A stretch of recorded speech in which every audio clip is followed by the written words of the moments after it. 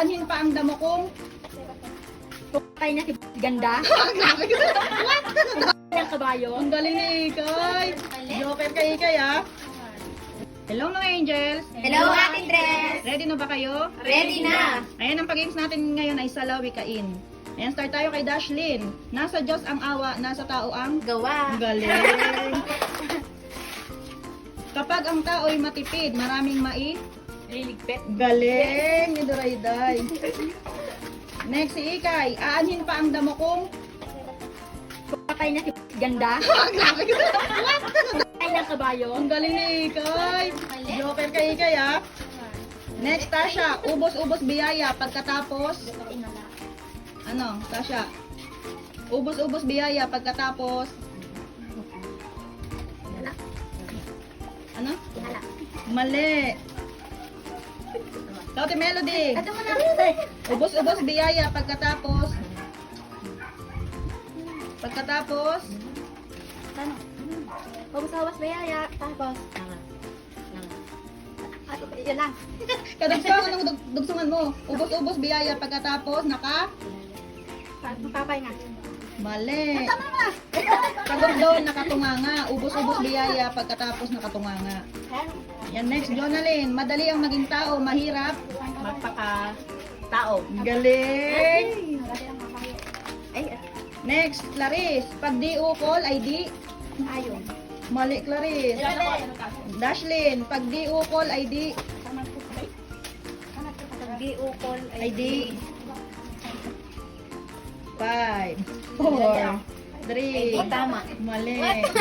Next, Durayday. Pag di ukol ay di. Mali. Sagot doon. Pag di ukol ay di bubukol. Next, Ikay. Kung sino ang magsalita ay siyang kulang sa.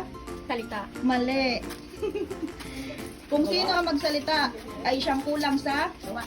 Galing. Ano ni Tasha? Opo. Baba.